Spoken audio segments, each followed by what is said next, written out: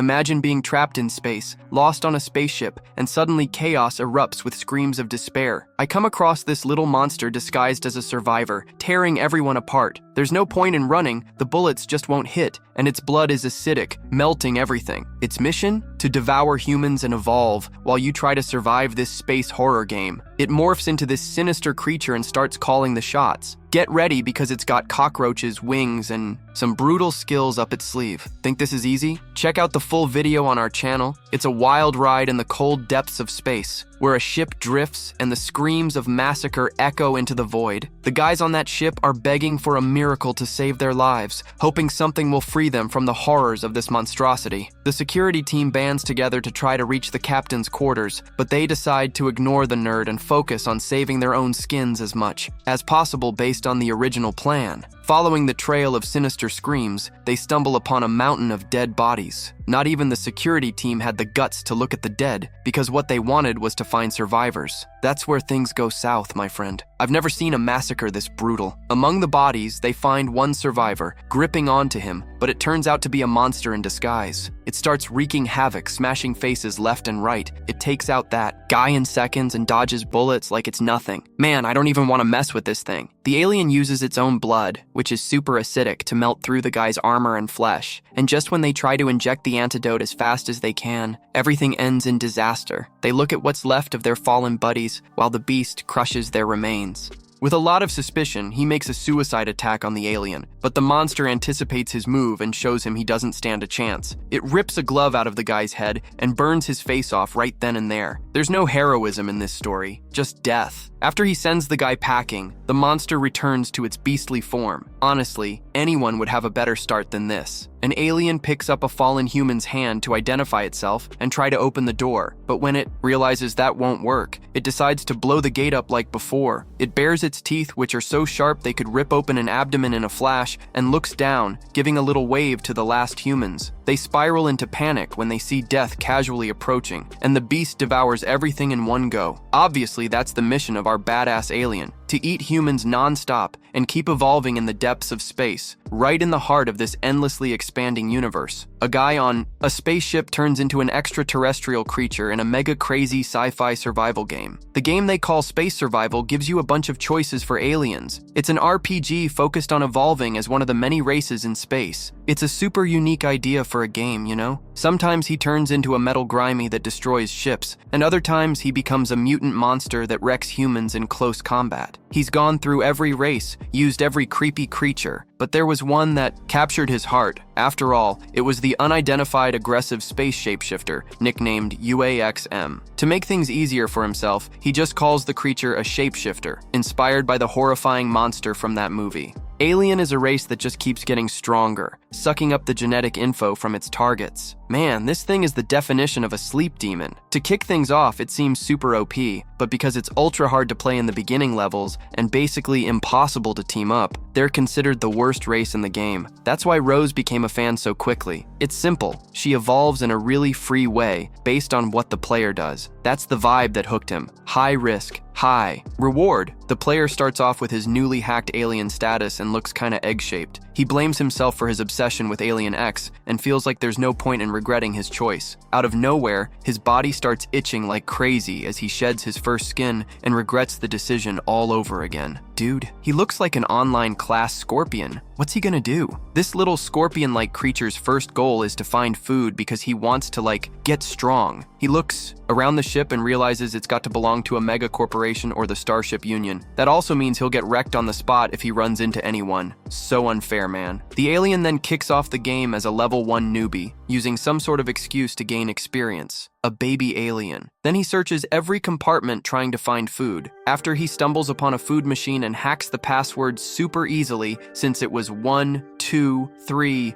4. Ha ha ha. How did such a password get approved, right? Dude, you gotta be kidding. He finds a snack to get some nutrients, but it tastes like rubber. Then, a little creature accidentally finds a cockroach and goes straight for it with its stinger, super excited to find something better to eat, and gets real munchy. After chowing down on the roach, leave a comment below. It was on point, and the state you're watching me in helps me know how far my videos are reaching. So, he grew wings. After he sent the cockroach inside, he realizes he's lucky to have caught those hygiene shards so quickly. These Genesis fragments are crucial for developing a metamorph, and with more data collected, he'd transform into this creepy organism. The kid gets super excited about what he's gained and decides to equip the feature. Suddenly, his body adjusts and creates a pair of wings he controls by moving his trapezius muscles. Now he can fly, and the hacker egg dives into some more snacks. Realizing he needs a ton of energy, he finds more little cockroaches and thinks that another ability will be key for making good use of them. He already has wings, so he needs a new target to take out the cockroaches. He's racked up 20 cockroach kills and nothing to show for it. The kid feels like he's munching on bird pancakes and earns an exoskeleton ability to boost his defense. Damn, his first kills were all just cockroaches, and he wanted a hardcore vitality skill to reduce energy, consumption, and slow down aging. It's a kind of passive effect for insects and plants, keeping them from losing their minds too much in the search for food to survive. That meant he needed to catch dozens of cockroaches. So he activates his Body Hunter 48 mode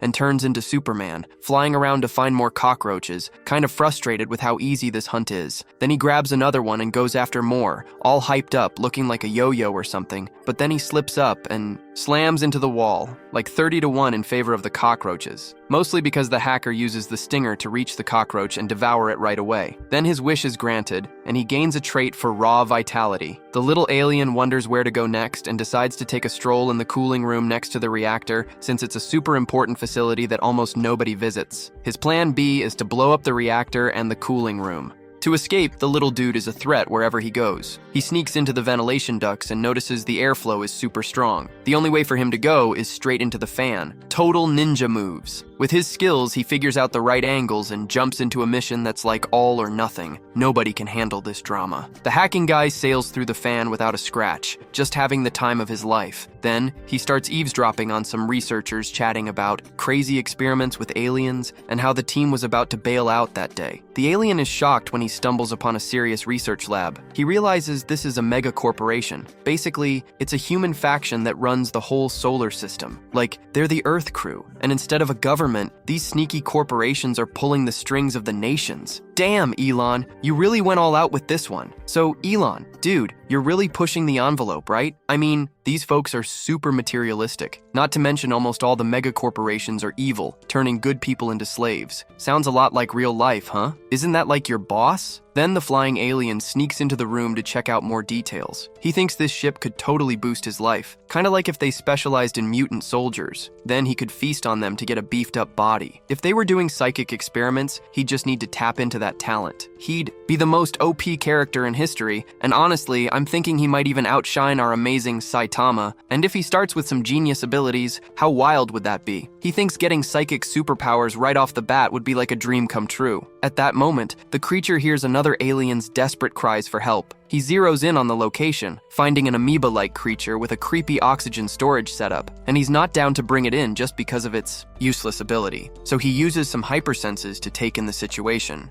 He can save the alien from shocks with just a little button, and the creature thanks him while it escapes in a panic. It got pretty far because the captain of the operations walked by, all set to conduct some pretty cruel experiments, even though she didn't have much research to back it up. She humiliates her team, making them look like a bunch of crybabies. Then she passes the ball to him, telling him he needs to collect some stuff from the test subject and says he could get a better position if he pulls it off. But man, this woman is a total psychopath, like a million red flags. The veteran researcher tells him he should use Solonian for this task, which is a spacecraft that hasn't been tested yet. Like a ton of people are waiting for their turn to be test subjects, and they all go nuts because of Solonian. Then she gives him the go-ahead to inject the drug, even with him warning it's not safe. Our creepy Crowley just watches from the shadows while this goes down. The older researcher wanted to start with a smaller dose, but the psychopath captain insists on using the full amount and makes it worse, causing the amoeba to feel the worst pain ever while the doctor's just laughing. This girl is more of a monster than the aliens. I mean, Crowley's freaked out, thinking about attacking as soon as they dose the thing and leave, already planning more experiments on him afterward. Her intentions kick in when Case finds the hidden alien in the lab, and the alien gets all riled up, swearing this woman won't get away. In the coming days, all right? I'll take care of this myself. Are you kidding? She's toast. Right at the beginning of the space station hub, the PT starts spewing its acid everywhere and finishes prepping its nest. Now it can easily gather more intel on this war and knows where the enemies are and what they're up to. It spent 4 days as an amorph and wrapped up the nest. After he wrapped things up, the life cycle of the amorph ended when it fed on insects and spied on the grandparents. It noticed the routines and discovered the captain's name, Kinder Raj, who's a genius. She leads the ship's research team and is also the most important person in the whole scene, definitely a threat to the aliens' survival. 2 days ago, one of the subjects escaped, laughing in the middle of a fight. She whipped up a tracker in just 2 hours, successfully taking down someone with an IQ of 2,000. It's best not to mess with her. So here's the deal. If this creature used the vents to escape, it was also in danger, which means Raj might need to take out the trash as soon as possible. He starts to wonder if she had psychic powers, like those folks who manipulate minds and telepathy. A superpower, right? Now we're talking about superpowers in this world. Who knows, humans are born with plenty of psychic potential. Rare. The creature had no idea if she was one of them, but it figured it'd be impossible to take her down with those guards around all the time. So he activates his latest ability, the paralysis poison, thinking it's a perfect fit since just one drop can knock out an adult easily. But the real problem lies in Situation X, something impossible because she has a guard who could pump the alien full of bullets. The alien eats spears. So, he decides to head back to the lab. He finds the amoeba and tosses a snack to help out his fellow ET. He recalls that amoebas had no powers in the game and starts to think he was the only one. Then he remembers that thing about the cat going wild. He thinks if he could somehow take the creature out,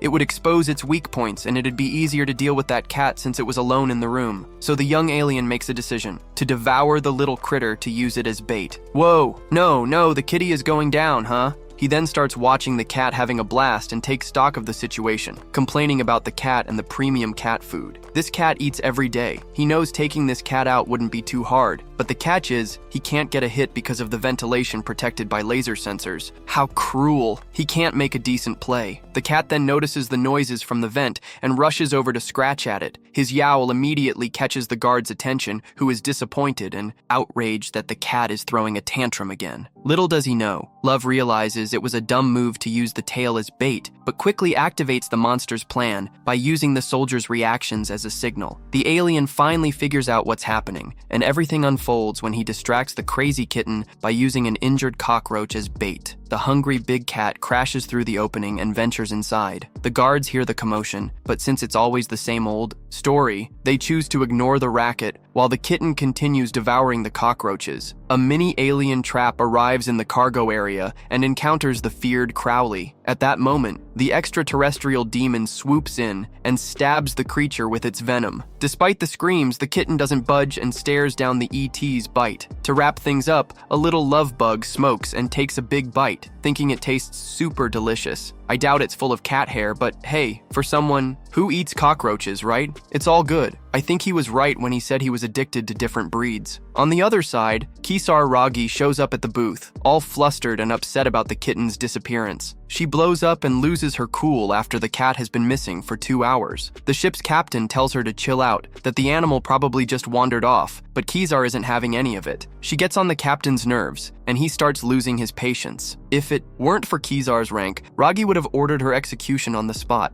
She wanted security totally dead, feeling like they hadn't done their job right. She lays it out for Captain Baldy that this fight was because the team was slacking off. So, Kiza decides to calm down and gives a 2-hour deadline, warning him that if he doesn't find the cat, hell's going to break loose. And as for Folha, our little buddy from his VIP vantage point, he also gains a new wild instinct skill. A skills fusion system made him combine a whole bunch of others to form a single, super powerful one. The player mastered all the fusion forms in the game through experience, and that's why, during the cat's rejection, he was at a loss for words when he witnessed a characteristic he hadn't seen before: skills fusion. That's when he got the predator instinct, enhancing his senses. His skills became way more OP than before. He figures that's a passive reaction when a threat is approaching. The ninja alien hacker thinks Raj is losing it at this point, and he's right because the captain has already lost his cool. He just needs to manifest. After analyzing for a while, this dude manages to mess with the woman's head, destroying what she loved most, hitting his second objective and sparking a conflict between the doctor and the soldiers since the security team wasn't fans of the kiddies. If it weren't for Kizaragi's position, with him being a genius in the high class of the capital, the soldiers wouldn't have put up with all this. The cat was the perfect bait to create, that rift between them, breaking the trust they had in each other. Now he's dying to eat and devour Kizaragi's genetic shards while torturing the amoeba and the other aliens, all with a psychopathic grin on his face. Even the detained ETs were begging for help, and the amorphous creature had no other option but to watch because revenge is a cold dish. After 2 hours, furious Kisaragi shows up looking like an apocalypse zombie and confronts Captain Samuel, who starts seeing his life flash before his eyes.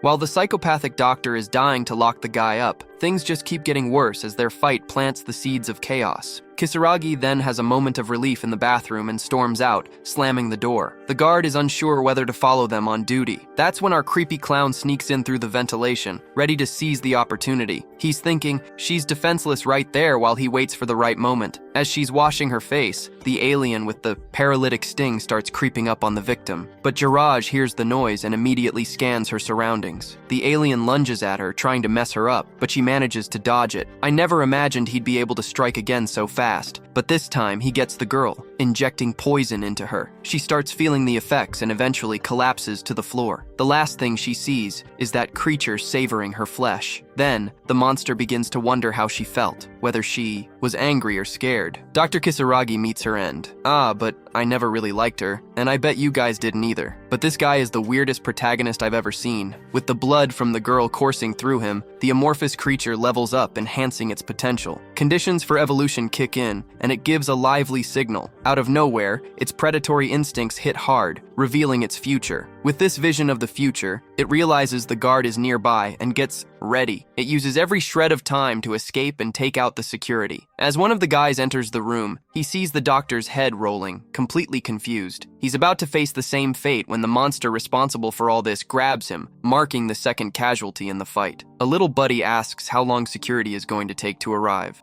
He decides to take a shortcut to get to his nest. Upon reaching his habitat, he finally activates the evolution process. His body starts transforming into a deadly beast, a predator of the game. He was supposed to be invincible, and his fluids were building something sinister as he entered a cocoon, losing all control over his body while waiting to complete the transformation. He was already entering stage 2, fully powerful. To wrap it up, the beast emerges from the cocoon like a dark harbinger of death, a creature that, by its very existence, becomes a threat to everything. With Kaiser confirmed dead, Ragi Samuel is the captain of the ship who starts explaining the reason for the death. The crew then insists that the accuracy of the autopsy needs to be spot on to confirm all the facts, and the captain begins to freak out over all this. The head of security comments that there was no footage and that the guards were called in for a statement. The captain remembers the crazy guy who was around doing shock torture on L. Anyone who messes with the research leader needs to get out of there real quick. Samuel then starts advising everyone to stay sharp so they don't end up with the same fate as her. Man, chaos just erupted within the group, fighting among themselves until they were separated by the higher-ups. The captain then informs them that they're near planet C08, which is dog territory. After all, the space dogs were the wild crazies roaming the void, part of Megacorp. They were battle veterans and a deadly threat to any research team. Samuel wonders if they should report the attack, blaming them for the leader's death. The management then cuts in, saying they're playing the victim card, and if he needed to deal with this mess, he should just let everyone know. The guy starts getting pretty nervous,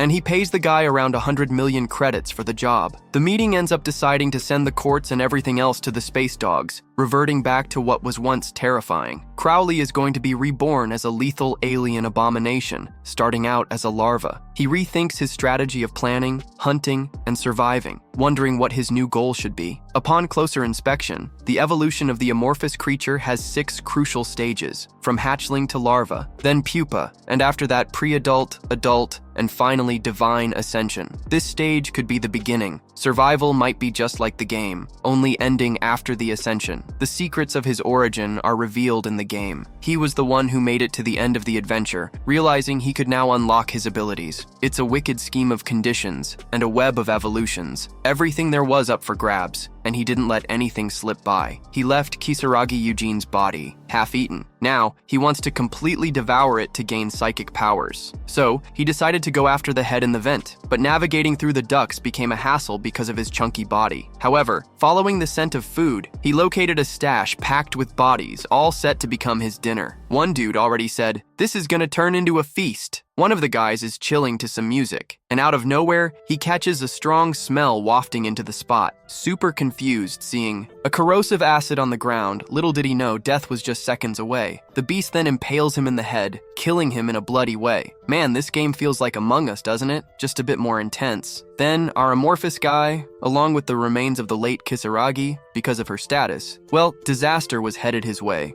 It was a piece of cake to take everyone down without a second thought. Then he starts questioning whether the issue lies with the amorphous genius. Without considering the future, he digs into the food. The larva thinks it needs to keep hunting to survive, and that's how it lives, like an amorphous being that adapts to everything. It believes nature is there to help, to nourish after others have died. It's like a crazy person justifying a crime, not to mention how it gets all twisted up when it eats her heart trying to understand the system. He sends a message confirming the power situation so it can work its magic, man. It's like a psychic organ, but for a walrus. This function isn't important. After all, they use psychic powers all on their own. The creature casually installs this ability and grows a new appendage in its head to boost its skills. With the doc already in his sights, he decides to go for it, also recalling how tasty they are thanks to the muscles. The amorphous creature gets a shock when it realizes the guard was supposed to change shifts at the rune in the early morning, just like the doctor, which means the replacement would run into the horrors in the room. When that happens, they'll know for sure there's an alien monster in the mix. Realizing he can't play Rambo on the ship, he decides to back off and use the chemicals from the lab. The megacorp doesn't have a headquarters. The entire planet is their base, known as Earth, and it's home to 5 corporations that run the world. House Eugene has its roots in Asia, and their people have artificial suns for the whole ecosystem and all kinds of advanced tech. The guy on duty in the corpse areas sees some employees gunning for some status. They send a message saying her transmitter was destroyed and found in the area of the space dogs. Without missing a beat, Pleasant Man crushes the informant's face, and he starts shredding his body with his own cleaning tool. I can't believe this, man. He tells the group that Kisaragi's construction had over 10 billion invested to reach the peak of genetic evolution. He'd never accept some garbage messing with it so easily, and he knows no one would touch it there, especially the captain, who would never mess with their family while casually wrecking everyone. But he thinks this is just beef from other companies because of the old wars and wonders if the family knew about Chamberlain's observation with a position too. So he starts his own attack, knowing it's gonna get bloody. He forces everyone on the ship to show up in front of him because those who messed with his stuff are gonna regret it. My God, this guy is scarier than almost all the aliens. Samuel and his team witness a sinister massacre, and security alerts them about the smoke. No one had a clue how the fire started, and there were just bodies lying around. Intuitively, he asks for the death toll and gets horrified, realizing it's impossible. He demands an emergency meeting. In the meeting, he talks about the missing bodies, including Kisaragi's and the securities. Obviously, this raises alarms. The doctor thinks it's unlikely the fire happened by accident. The only explanation is an intentional fire. Then one guy starts speculating it could be an extraterrestrial life form aboard the ship, but they shut him down and try not to focus on the cause, only on where Kisaragi's body is. Samuel doesn't care and wants the corpse back. That bald head of his knows what would happen if they don't cooperate. The risk leader warned that their contacts are supposed to return the body. They needed the dead meat back ASAP. From his secret spot, the morph larva is watching all of this unfold. Since his plan was going smoothly, the confusion and hidden identity were just what he wanted. The alien's plan was to mix his blood's chemistry with other compounds so that enemies wouldn't realize there was an alien behind it all. I mean, which alien sets things on fire? Thinking about it, he considered the risk leader more crucial to solving everything than the captain, and even thought they had no ties to the pirates. A pretty sinister race. The larva really wanted those guys' DNA, even the DNA of the person who tried to cover up his existence. So, here's why these guys are freaked out about going into the ship's basement. Out of nowhere, an alien decides to check things out. Noticing some strange behavior, he spotted an open container, which was unusual because the whole crew usually stopped near it. It seemed like a more fortified system than the others. It got to the point where even Pinocchio's powers couldn't reach that place. Someone was hiding something there or prepping for a snack. The initial plan was to take out the medical leader, but he changed his mind after discovering the drunkard was always scared due to the shady deals he made on the black market and with the cult leader, who promised wonders to the people. He grabbed some eggs, and when one of them opened, things got worse right away. The consequence was this guy became a full-on drunk to drown all his sorrows. That's the ultimate coward. Anyway, the drunk felt dazed by the strange presence. in an instant when he turned around. He came face to face with the fear of death, the alien himself. He immediately wet himself and ran off. But before all that, he decided to alert the ship's security through the communicator. When the monster showed up, terror took over. That's when the beast lunged into the space and opened its mouth just to chow down on that loser. Maybe that was the easiest death thanks to his habits. In the end, the guy wasted his time, basically messed up the plan, allowing the alien to go free. Did you see that he just helped the captain get rid of those useless hires? He casually mentions that his room is super dirty and that he should just die. Even the alien thinks the guy is filthy. My dude, the alien managed to snag the ID and collect as much as possible. So, he sends a crazy bath. Once he's fed, he uses the identity of the container that held the frozen capsules like a real smuggler. The plot twist is that there are some amorphous eggs lying around. One of them is empty, which means it must have come from that egg. Basically, the team was the one smuggling the monsters. The alien kicked the bucket when a simple employee turned out to be the kryptonite in the game. At first, he was in ruins. He figured that when he hatched from the egg, he must have drowned in misery. And then, at that moment, Claudia appears, now in her new body, almost feeling obliged to honor the dead. What a nice alien, right? And he sends back his horror, going crazy with his own eggs, just like in his group. That guy is bad news for real. There were plenty of aliens around, the perfect place to start a massacre for his own evolutionary growth. The larva got pissed when it sent the psycho inside. It didn't get powers, just an organ. And you know those space dogs are coming, so he needs to get stronger to face them. The amorphous one only wanted to wipe out the whole crew and toss the bodies into the vacuum of space. Man, that's death. Scott and Fisher were arguing about whether or not they should fight the metal gremlins. After all, their smell was really bugging the place. Every week, a team member disappeared because our higher-ups cover things up instead of doing the right job. Anyway, while tending to the ship, Scott gets a call and is annoyed because there's no one around, and he keeps hearing a voice telling him to go to the maintenance bay.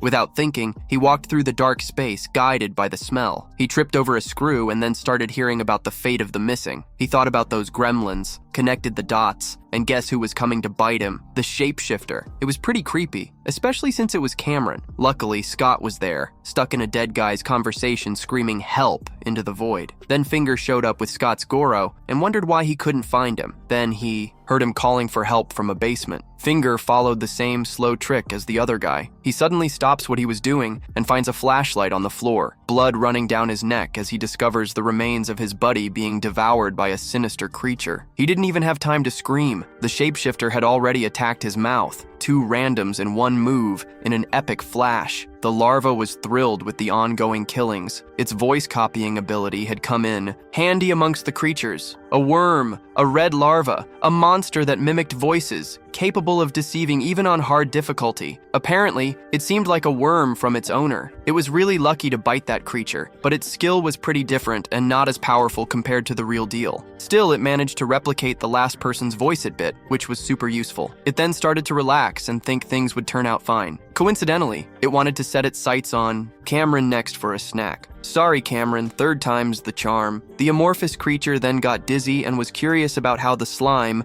number 26, was doing, moving faster. So it decided to pay a little visit before going home and was shocked to see the psychic power. It started messing around, trying to chat with entity number 26, asking, "Want some grub?" The larva was then super freaked out by the new lines. He made excuses for not having anything today. The security level of the corporation skyrocketed after the Kizaraj incident. The lab became a highly monitored place because of R's escape. He was thinking about reaching the pupal stage soon, where he could do more to evolve the larva. For that, he needed to swallow 10 members of intelligent species. How cruel. Humans weren't on that level, and made his evolution impossible. It all seemed like just a side conversation between human and monkey universes. The larva had been eavesdropping on the guys in the danger zone. The leader mentioned that Kizaraj's death was in their hands. Surprised to find out that even Samuel's conversation was recorded, the Fox guy had been planting the plan from the very beginning. But would his involvement be good or bad? Samuel then inquired about the disappearances, as he was on the hunt for the culprit, and the larva was listening in from his corner. The guys were saying nothing was missing, no being, vanished without a trace. Someone was scheming in the dead of night, and it could very well be another monster lurking and lying in wait to attack. They kept speculating about what could be causing the attacks. The capsules had clues about who was responsible. Even the captain considered the alien story, but it was impossible to stay hidden for so long. The boss concluded that maybe the culprit was using the ship's tubes. The area was still being analyzed where the creature could move around more freely. At that moment, the larva exploded with anger at this investigation. Damn, abort mission. He proposed that to wrap things up quickly, if they focused on the disappearance of the alien that killed Akasar, it would tie up the loose ends of the situation. Arnold suggested capturing the beast right away and split the team into 6 squads, each one going after a different lead. How cruel. The alien was in a panic and had only one choice: to run. Like there was no other place to hide. The halls were equipped with cameras,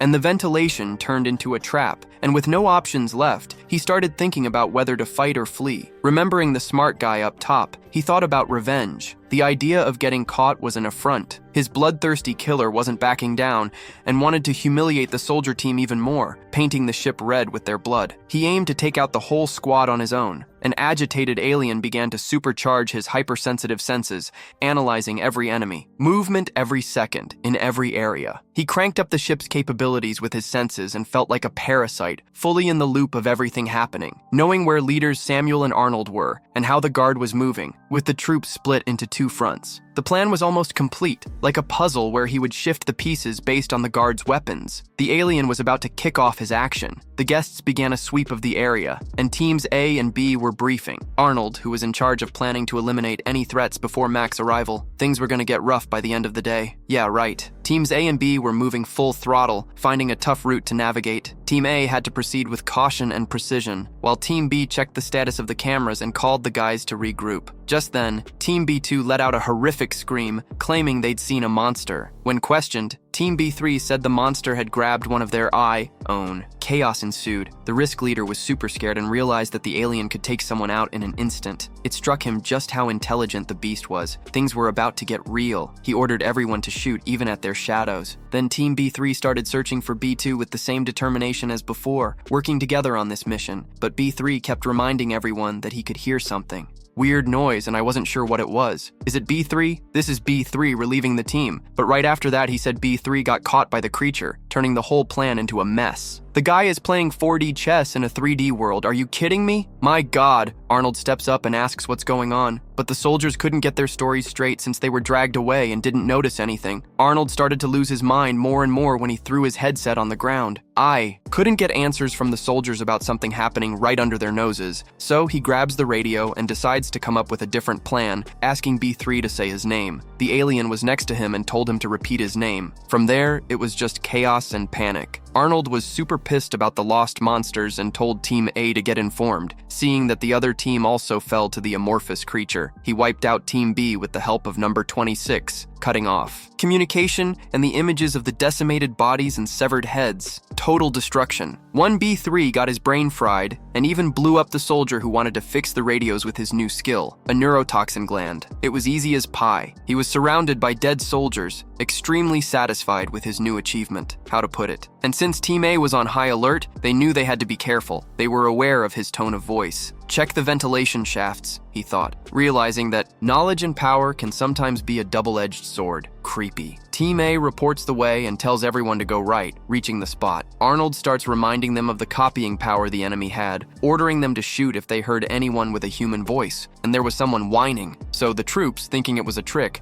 opened fire on the alien. He dodges just in time while the soldiers get lost, so much so that they forget about the demon's claws creeping up behind them. One gets caught in those claws. Total horror. Meanwhile, there's the ET in the team, playing the hostage card, knowing that a shot at their ally would be fatal. Then they decide to go all out against the monster and manage to escape, but they take hits in the process. The group couldn't fall back until they captured the one responsible. The guy on Team 3 was on the brink of death. They still tried to manage the treatment, but it was no use. Somehow they got back on track, and seeing an acidic path, they realized the monster had taken some damage, so they opted for a smaller forest. They start calling for reinforcements, and Arnold forgets to use them right away. The guy just collapsed to the ground while the buff soldiers charged in. They found an acidic path and entered the ship's basement, their base. Then the beast came down the corridor. The alien was already plotting its revenge, letting its men shoot in every direction without even noticing a trunk in the beast's claws. Then the other guy started firing at the beast without even thinking. The ET barely felt it. He charged at the monster and tried to hit it right in the head, but he missed the shot. The ET dodged quickly and sprinted down the corridor. The guy then opened fire repeatedly on the ET, but it was all in vain. He screamed in fury, a shapeless mass leaping through the pipes, realizing that his enemy was way stronger than he thought and that they wouldn't go down as easily as in the game, so he had to rethink his strategy. With a secret plan up his sleeve, he thought of another way. He saw Team 3 fighting to survive. The big alien was there at the start, sneaking in from behind and taking them out all at once. The plan was to make it look like Team 3 was ambushed and also take out the cameras in the end. Back at Command Central, they report the loss of Team 3 and immediately send in reinforcements. A leader rushes to help his buddy, but it's too late. The monster unleashes its deadly poison, piercing one of their friends. With his syringe at the right moment, reviewing his pain, he could only be the beast using it to destabilize the amorphous. Then he was ready to feast on the flesh, helmetless. Mealtime had arrived. The command center witnessed all that horror, the alien devouring the guy. Everyone there felt a wave of fear, thinking they were all about to die, while our alien wondered, how would the enemies react to this situation? After all, he had planted fear in their hearts. They had the infamous plasma weapon, which was a huge deal on its own, an incredibly powerful and dangerous item designed to take out warships. It was way too heavy for just one person. On top of that, it was absurdly expensive. But would these guys actually have access to it? The alien was making his rounds and reaching a corner of the ship, found more soldiers, now near the agriculture area, preparing for a circus. The beast thought it would be a high point to find the heads of the conflict and wipe out the entire hierarchy in his crazy, twisted plan. At the top of the elimination list was Arnold, the biggest threat. Samuel and Arnold were getting into it over there. From his hiding spot, he realized that security and power were the keys to surviving in space. Arnold was briefing the captain on the enemy's power and intelligence, and was good at manipulating everyone. Arnold then requested permission to use the plasma, which the team leaders disagreed with because it could put the whole ship at risk. But love was heard, and they knew Arnold was the top dog in the situation. They were going after someone close. That was the torturer from number 26. He was next. He leaps through the air and lands on his target. The terror and slaughter begin, taking out the torturer right off the bat and leaving the rest in shock. Soon, the beast resumes the massacre, chewing through everything. That was his Among Us in real life. The team then tried to send a warning to the command center when the straight guy blew up. The dude's throat was cutting off communication for everyone, but Arnold was unloading on him because the monster was so confident facing the guy that he felt like he couldn't even be scratched by that weak weapon. Just as he was about to claim another victim, his vision showed him a dark future. Arnold's weapon was also plasma-based. The whole company's setup was a threat. He realized he had a connection to Eugene Arnold and found out the alien knew about his attack. The plasma toy in his hand confirmed it, and he was shocked by the monster's powers and attributes, which were just like his master's. So, Arnold attacked with plasma bullets. The guy started firing hard, thinking he needed to take this man out before his boss got there. The alien figured this guy was like a mini-boss, the toughest challenge he'd ever faced. But in the game, he'd been through a lot of tough spots, and he always came out on top. He wasn't worried about whoever was on their way, because he would be the one welcoming them. Bears, lions, wolves, predators we see in movies are always portrayed as embodiments of violence, but that's way off from reality. Predators are actually big cowards, going to great lengths to avoid fights. That cowardly caution is the core of a real hunter. When he was playing as a metamorpho, he learned this deeply. No matter how strong you are or what your intellect is, caution and prudence are always the most useful. He thought about this while dodging bullets. He could even feel the heartbeat of that guy who's a real predator. Apparently, even his scent had a predatory odor, totally different from our big monster. So he jumped, trying to find cover while the guy fired at everything. The guys couldn't believe he was shooting at everything, but they were in the command center, and he had to be careful not to destroy anything. He kept shooting, calling our alien a rat, apparently. He's buying time by pretending he's going to kill, but he's really trying to eat the alien. I'm sure he's stalling while protecting the captain and the team leader until the soldiers arrive to capture him. That's the plan. Then he decides to end this. grabs a fire extinguisher, pops the seal, and throws a cheap trick at him, a cloud of smoke. The guy's got nowhere to shoot, he can't see a thing. He's searching for the monster, but where could it be? Then some guys shout to grab the captain and get out fast. His awareness is off the charts, no kidding. In the midst of all that chaos, he's already right up close to one guy, ready to take a bite. Arnold's yelling, still asking where the captain is, and the guy just replies he's right there. No, over there. The captain's over there. Huh? Then the guy starts shouting not to be fooled by those dirty tricks, while the big alien is about to chomp on another and is already out for the count. The guy yells, "Don't be fooled! He killed the team. Leader." Apparently that one was the leader of the navigation team. They start hearing a lot of screaming. Is he mimicking the team leader's voice? The team leader is already saying not to trust that voice. He's the navigation leader, and they should trust him. Uh-oh. This monster is throwing everyone off while Arnold shouts to shoot and kill that beast. Then he starts shooting in all directions and nearly gets caught. A shot whizzes by, and he doesn't even see which way the monster went. With his enhanced awareness, he detects movement behind him, turns around and fires a bunch of rounds. He almost nails our alien buddy. Then the alien activates its wings and goes straight for Arnold, taking him out with a single blow. Damn, one team leader's already gone. Then he grabs that guy's head and shows it to another guy, scaring him even more. No way! He then crawls into the ventilation ducts, thinking he'd enjoy the thrill of ripping things apart.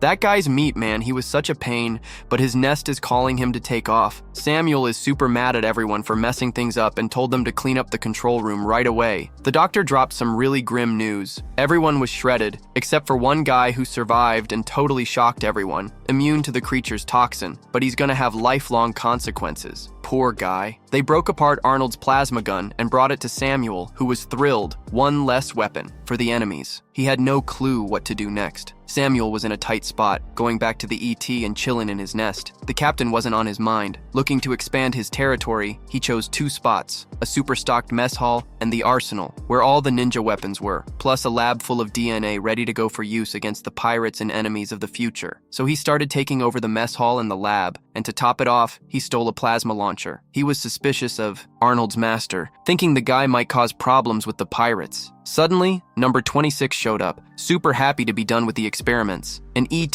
figured out that the experiments were on hold due to all the chaos and thought maybe it was time to bounce. He saw a giant red ray, tired of the delays, and RT wrecked the goo thing, which was super grateful. The goo then started making a nest, swallowing up a lab with acid slime. And ET knew the lab was done for and started trashing everything to eat. Even the bubble slime was having a blast with leftover brain bits. Suddenly he caught a whiff of some people coming in, all high and mighty, and decided to confront the soldier and the researcher that showed up. The guys were stunned by the mess. A pissed off slime got revenge by melting the poor guy's head with acid goo. What a nightmare, man. Then, an ET absorbed some death energy and got stronger, scarfed down 500 samples and leveled up. 3 new skills. He devoured everything and evolved into a walking nightmare. The slime was ecstatic with the transformation, bouncing with joy. Ah, cute, right? Even with the new upgrade, the alien knew he was still a baby, but he felt tougher than ever. He leveled up, got some armor, became a monster, and discovered new abilities. Tentacles, a chainsaw, regeneration, and a contamination organ. With contamination, he could turn the whole ship into an acid fortress filled with spores. He jumped from level 10 to level 100. Along with the slime, he headed for the next target, a cargo hold. He wanted to see everyone's reaction to his new look. The crew was freaking out, locking the doors, but it was no use. The monster tore through everything and had a blast. The screams of terror echoed through the ship as the guys turned into pate. The head researcher, clueless about what was happening, thought he was going to get away fine, but boy, was he wrong. An alien showed up and took down a slime. To finish it off, it melted the poor guy's head with said slime. Serves you right. 3 hours later, the vengeful slime reduced the guy to a charred skeleton. Then an alien wondered why scientists were so obsessed with the number 26 and if he could turn into a sea demon. It would be hilarious to see a cute slime become a giant water monster, just way cooler. The slime was tired, and the alien figured the new nest was ready. Time to look for new victims. He set off for Area C08 Cartel Vera territory. There, the boss, a bloodthirsty tyrant, was having a blast killing everyone. He had turned into a tough mutant and loved torturing the Megacorp employees. He stabbed a guy and started ranting about the rules. "Mercenaries, no one escapes!" He sent another corpse to hell and gathered his team, ordering them to capture a garlic researcher for interrogation. The garlic guy was already shaking in fear.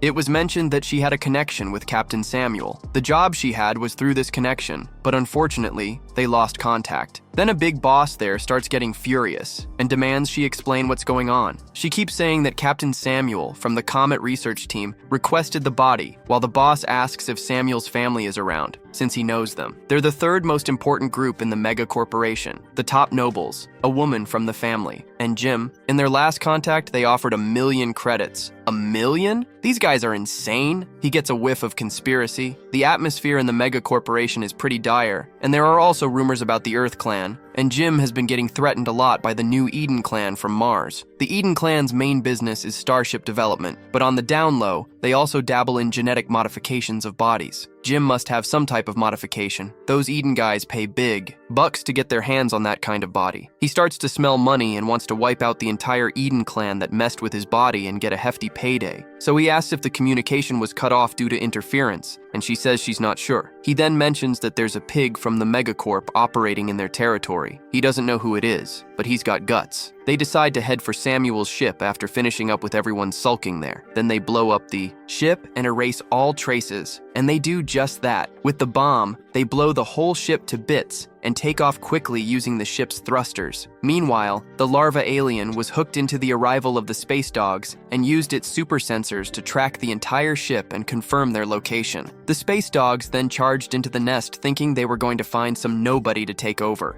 Those poor guys, completely blinded by greed, kept burrowing deeper into the nest, finding more and more people. The dude warned the boss that there was no one on the ship, just swarming with alien goo. One Hulk, losing his patience, decided to check it out himself. An alien larva confirmed it, and he was the big boss who took a look at the rest of the gang. They had everything: insectoids, cyborgs, the perfect collection for him. To evolve, he needed to take out unique members from different races. But there was something really weird. Garlic. It didn't seem quite right, which was suspicious. It felt like it was pretending to be normal, kind of like it was in disguise. The alien got super suspicious, ordered the goo to protect the plasma weapon, and charged in. It was the perfect chance to attack while the enemies were distracted. They were greedy and tried to shield both the research ship and the mothership, splitting into attack and defense groups. When he got there, he was greeted by a reinforced door that he smashed open with tremendous strength, walking in and eyeing that armored gate. To him, it was like they didn't even have a security system in place. But hey, they are pirates, right? They never stopped to think they could actually get robbed while trying to steal. Then he found the nuclear reactor, not too far from there. Everything looked normal except for the security androids with a pretty advanced AI system that would alert everyone if they were attacked. Way better than a guard, right? How's he going to sneak past them unnoticed? But before he could think about that, he was already hungry and considering grabbing a snack. So he starts sprinting down the hall but stops when he hears a noise, a man and an insect monster. He decides to take both of them out before the guy even knows what's happening. It's already too late. The insect monster tries to grab his communicator to alert the others, but our big monster sever his arm before he can do anything, hit him with a solid headbutt, and then grab both of his arms and his head with your other hand while he screams for help. You crush his skull with immense force. Our big guy is extremely strong. Can you believe it? That's what he thought. As he expected, the NPCs aren't helping to meet the evolution conditions. He then grabs the radio that was asking what's going on and mimics the guy's voice, saying it's nothing. The guy on the radio tells him to stop, goofing off and respond faster, to which he just says, "Sorry," imitating the voice of the dead guy. He then bursts through the other armored door. Our beast is looking like the Hulk. Can you believe it? He thinks he won't have to fight any androids and starts splattering goo everywhere. Just as he imagined,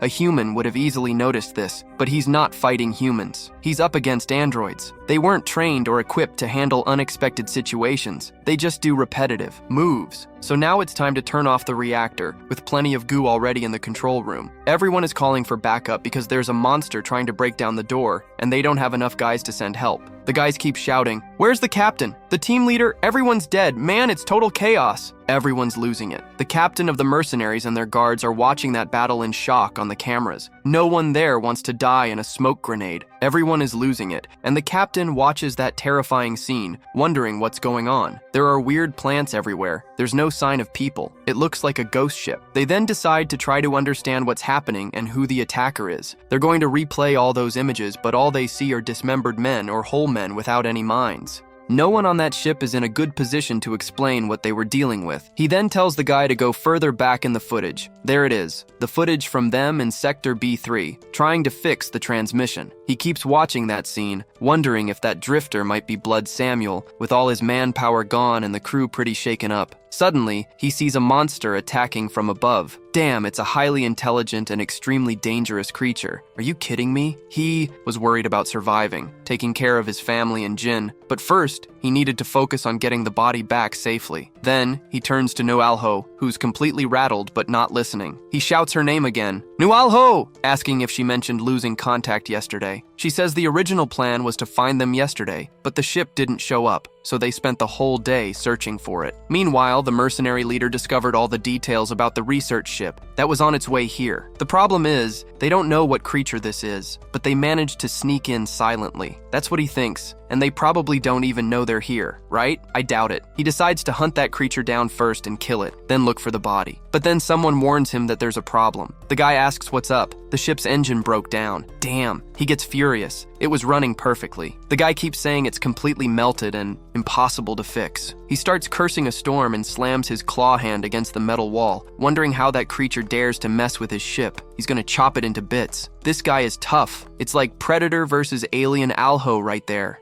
She's pretty terrified by her boss's rage as he keeps yelling at her, asking if she can fly the ship. She just responds that she needs to check, which makes him even angrier, and he fires a warning shot. She reiterates, "No, sir, I can do it." While he continues growling, he orders the three of them to help her, and the rest to go with him to find that damn creature. After all, anyone left behind is going to get a beating. But back in our monster's lair, he's already listening to the whole conversation, thinking that guy's really mad, and he starts laughing hard. After all, unbeknownst to them, there are still survivors on that ship. About 20, hiding here and there, including the captain and the senior manager. But he hasn't killed those guys out of mercy. He knows it's going to be one hell of a battle. Megacorps hate pirates. As the two prepare for a fierce showdown, he'll be getting the leftovers from the fight, free food. So here's the deal. There are 3 pirates and, a woman pretending to be normal in the control room. This might be his chance to strike, but he has a bad feeling about it. A twinge is warning him that she's extremely dangerous. Is she Arnold's master? He remembers Arnold saying it was a monster with a bunch of skills, as good as his own master who was a real powerhouse. Could it be that something in her made Arnold say they're similar? After all, she looks like a genetically modified human, but is a noble from the megacorp capital, obsessed with living longer. She's probably also modified, beyond just extending courage. And the powerhouse? Has she been modified by turning into a player packed with hacks? Dude, are you kidding me? Or maybe she's just a little harder to beat. Even though he's evolved into his juvenile form, it's been a long time since he fought against a modified being, and he's getting a little scared.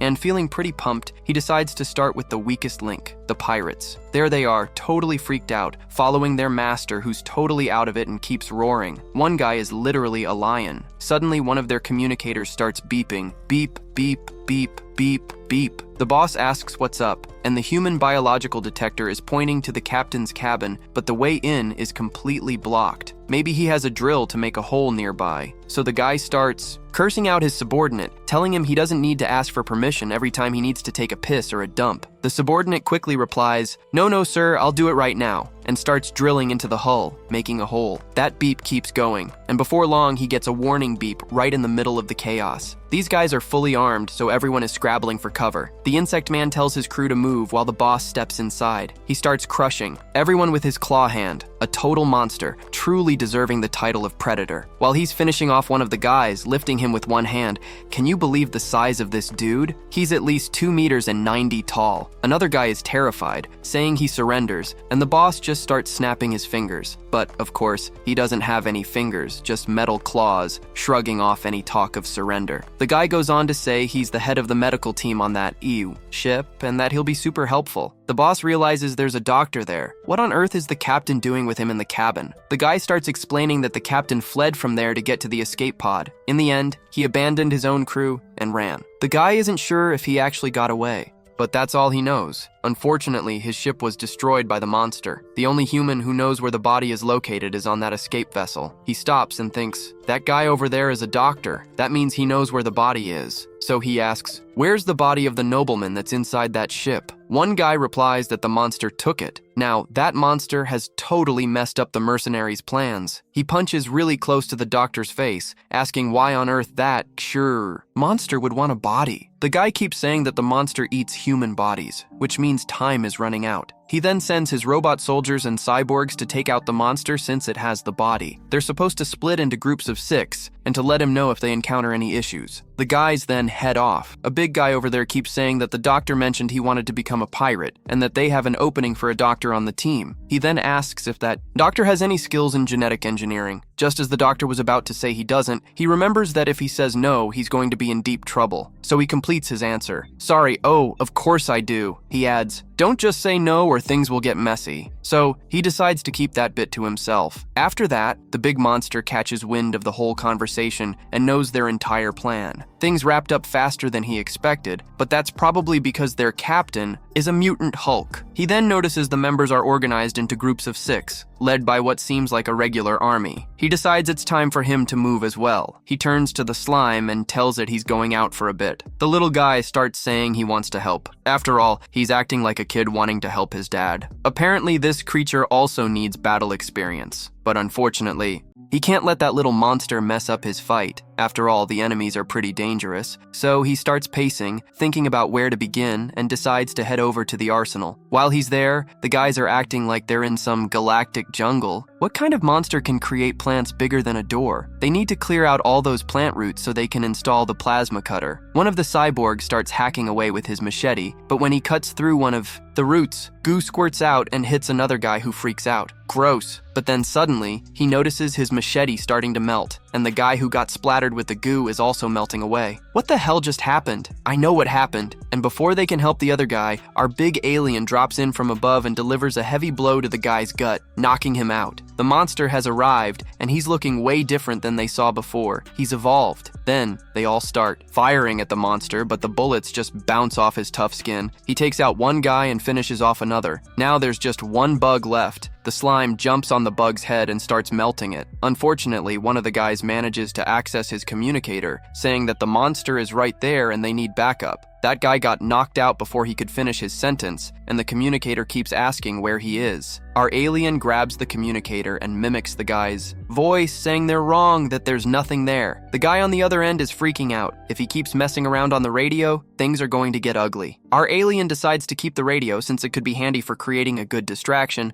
but he notices the guy is still breathing. After all, he's a Star Union cyborg who believes in swapping out the weak human bodies for machine ones. The problem is, they also impose their ideals on other species. Any species they take hostage will be modified, regardless of what they want. Both the mega corporation and the Star Union are crazy, but our craftsman isn't exactly stable either, right? Even though he needs to eat, he starts tearing apart that machine with his mouth, saying it has a pretty different taste. Half human and half machine has a sweet and sour meat flavor, mixed with oil and a hint of metal. Just like in the game, cyborgs are another type of species. Soon enough, the system starts notifying him that part of his evolution is complete. The first intelligence is 10, meaning it's full, and the second intelligence is 1, meaning it's incomplete. What a surprise! There were 12 cyborgs on that ship, so if he manages to devour them all, he'll achieve his next evolution. Then, notice that his baby is quite excited. They set off trying to find more of those space disaster dogs after all. They're like Santa Clauses bringing Christmas gifts. This guy just wants to evolve. There's even a stone man there shooting away, but sadly our alien grabbed his head, immobilizing his arm too. In the following moments, he was downed. He took out 2 teams but lost 3 cyborgs. Then he sees something covered in acid solution. Everything is melted away except for the leg. He starts to eat it and realizes it's not giving him any predation bonus. Apparently, there's a small chance that can happen. A body he didn't kill. While the slime is over there taking out others, clearly pretty hungry, he tells the slime to take everything. Enjoy your meal! As he grabs more monsters, the cyborg's communicator starts talking, asking where they are. Then our alien sends a voice message to the crew.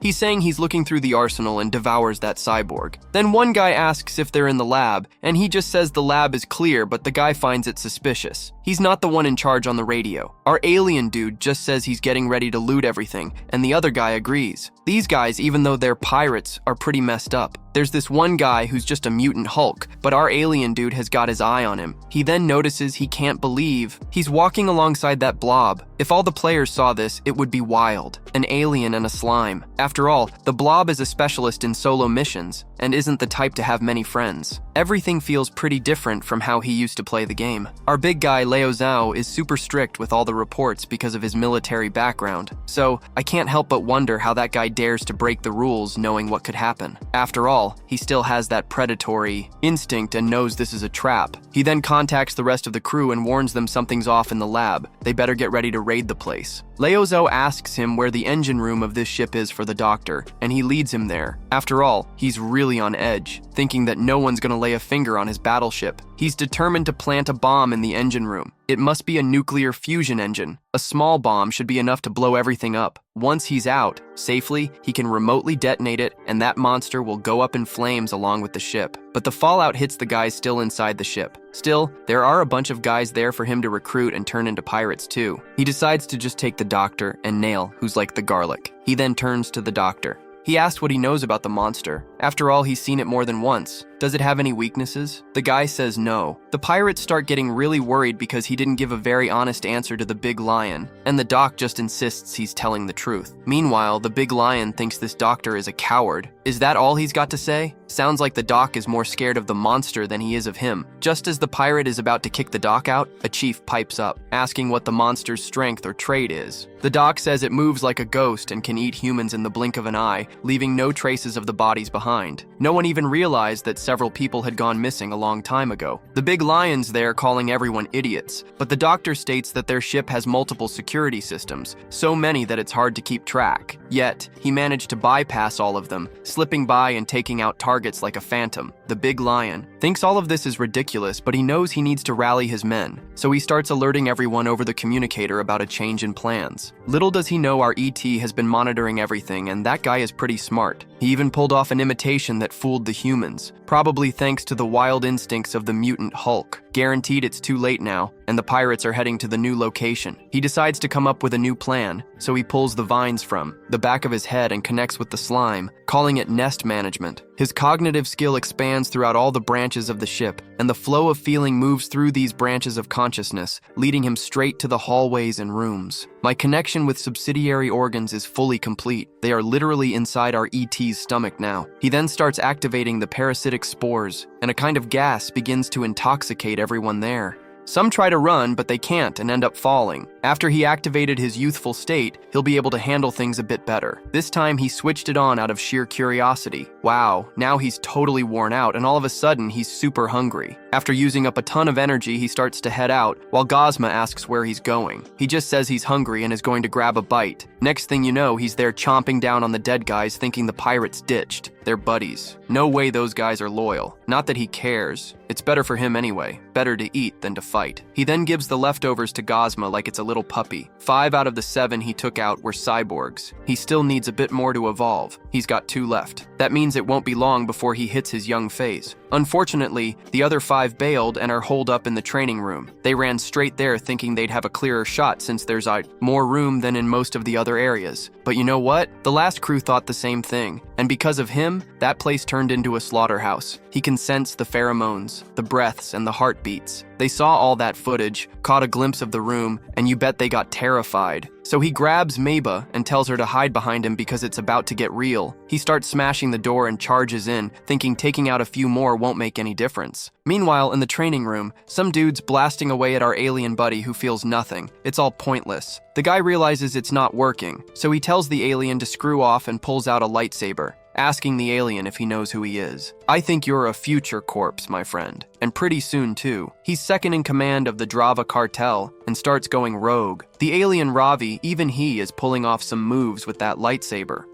So, that dude has a sonic blade. That kind of weapon could actually hurt our big alien. The big alien thinks that guy might have a good weapon, but if he doesn't know how to use it, it's worthless. And his bio says he's just a regular guy in his 30s with a terrible lifestyle, a typical pirate profile. He charges at the guy who starts screaming, "How dare he rush like that?" He tries to swing the lightsaber at him, but unfortunately, it doesn't work. Our big monster grabs him with his claws and throws him away. The guy hits the ground with a hole in his stomach, cursing the alien. He starts thinking that this guy is the most persistent human he's ever faced, ever since he ran into Arnold. So, he considers finishing this guy off before he feels more pain and starts screaming. He whacks the guy down with his tentacle. Now, there are only 4 left. He eats, thinking they must be hiding in the locker room, but suddenly has a feeling about human nature. He then absorbs a human trait related to predation. Now, he has the option to apply human nature. Is it an advantage or not? Human nature is a pretty interesting trait, a pretty vague name, but he quickly clicks yes. He thinks whether he should click yes or no. The deal is this. There are hundreds of survival traits in space, but not all of them are beneficial. For example, the berserker mode of the mutant Hulk. He gains double the physical ability, but loses self-control and has traits that come with greater disadvantages than benefits.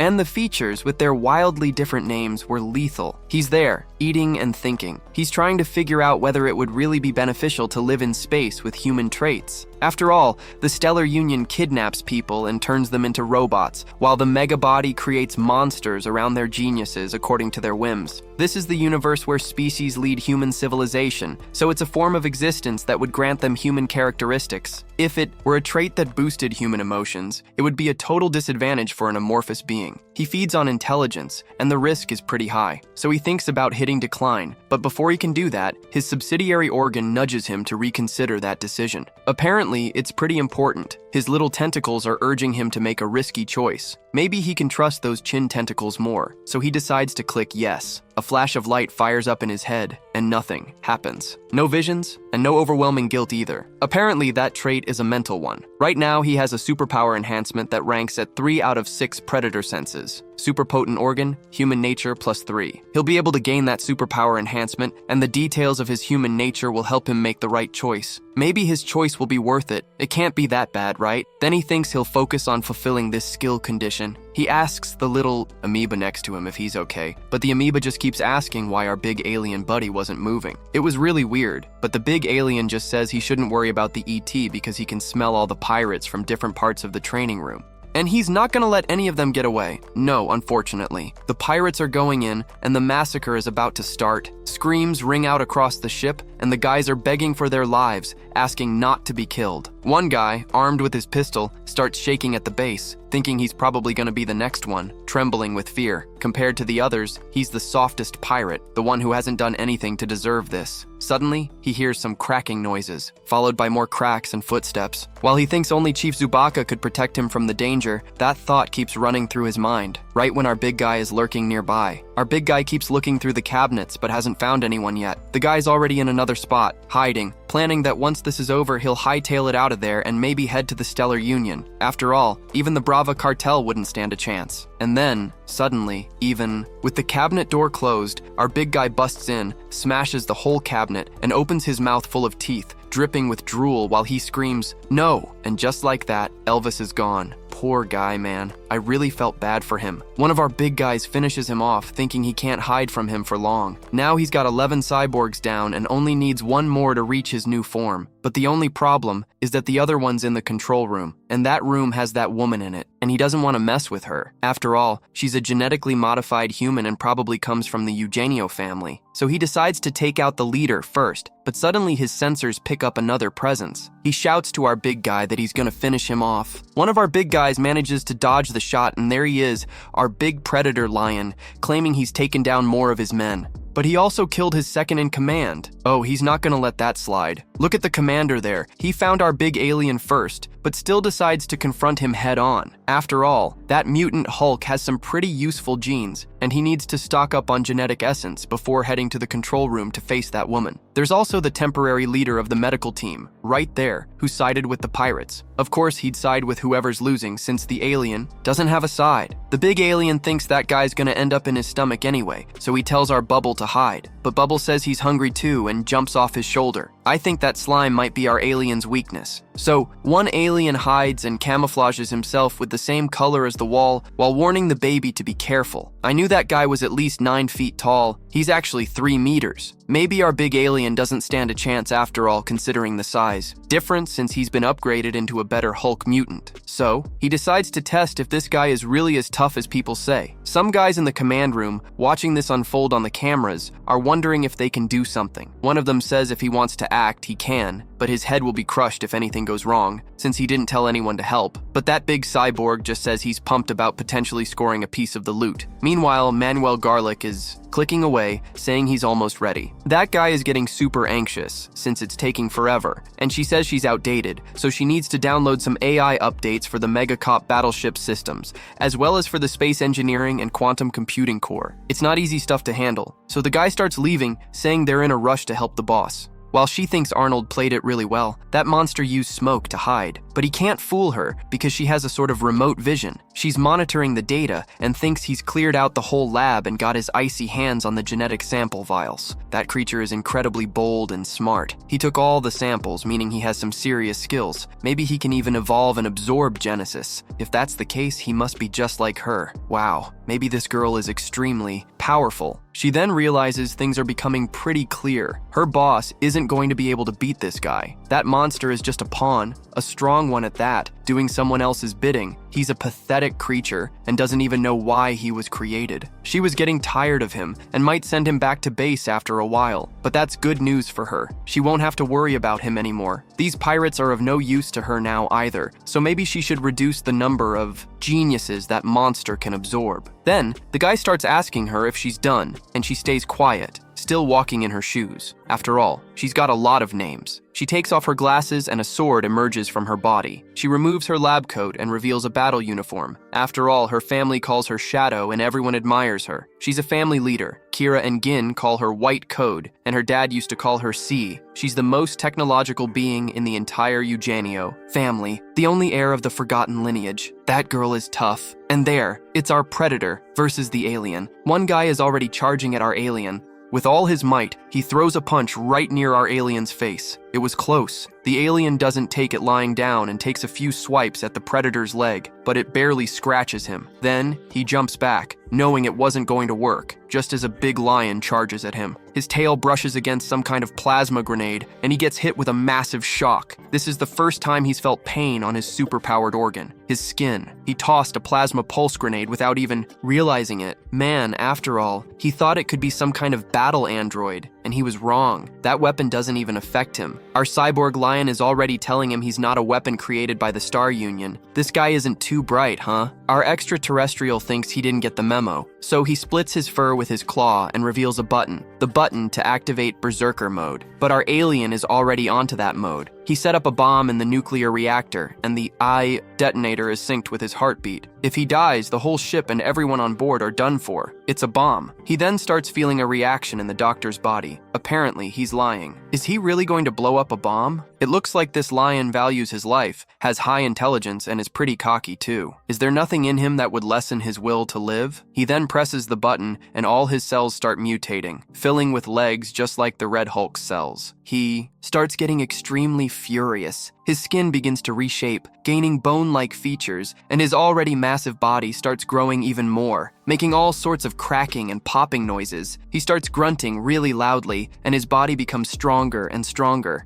And now even his face has that thick, bony skin, and he's roaring even louder, looking like a mix between a gorilla and a lion. Man, this guy is incredibly strong, and apparently, he's got some genes from somewhere else too, stomping the ground so hard that it starts to crack just from his steps. Judging by his look, he's got the gene of a mountain wanderer, like those hard-skinned stone dragons. While he's thinking, the big monster is already right next to him, and he tries to attack with his tail, but nothing happens. He can tell the bomb is inside, no doubt about it, while the predator lands a strong blow right on his head. After that, he grabs the skeleton's tail, but the skeleton manages to dodge it, and he starts calling our insect alien a cursed one. Then, he rushes at our alien, and the alien thinks that if his head wasn't as hard as stone, he would have already been taken out. Now he realizes that this guy really set up the bomb. Apparently, he's going to play dirty from start to finish. The guy starts laughing, saying his attacks aren't doing him any good anymore, and the skeleton thinks he needs to aim for the heart from now on. There aren't many spots to hit. That skin is pretty tough, and his legs and arms are completely resistant. Nothing should be able to break through that, except for that plasma weapon our creature has tucked away. If he can find a vulnerable spot on his body, he'll win. But it looks like the predator knows exactly what he's thinking and is focusing on the tail, thinking that's the only dangerous point on our alien. But that's not all. A lion predator then leaps in and swings at our alien, who quickly dodges with incredible speed. That guy packs some serious punches. So, this means one has a lot of strength and stamina, while the other has plenty of speed. A huge disadvantage for our alien dude. The fight goes on, with our alien running and that big lion chasing after him really fast. Both the treasure knows he can unleash venom with his teeth and claws. If he can somehow break through that guy's outer shell, then he'll be able to attack. That's what he has to do. So, he grabs a control, thinking he needs to break that guy's shell first. After all, he trusts himself a lot. That control right there is a kind of sonic blade. He knows that the Hulk mutants have a weakness, and he just has to wait until that weakness is fully exposed. After all, that alien there is a player who knows all the races. He's not your average alien. Then they dash into the warehouse, the same one where he first woke up. While Hulk is on his tail, smashing everything, that's going to be the spot where he can buy himself some time. Inside, the cockroaches hear loud crashes as he calls Hulk a damn bug and keeps chasing our alien, wrecking everything. The alien is already hiding, munching on some cockroach snacks, thinking that if he goes head-to-head with that thing, he's toast. Hulk mutants are strong and fast, but they have low energy. They burn through it quickly. That's why he needs to take little breaks between attacks. If he keeps burning energy, his body will force him to stop attacking, whether he likes it or not. So, this battle is going to be a war of attrition. Our alien dude is getting pretty jittery, with the predator cursing up a storm, telling him to show himself if he's a man. But he's not a man, right? No, he's an alien dude hiding out thinking it won't be long. After all, he's forgetting he has two hearts.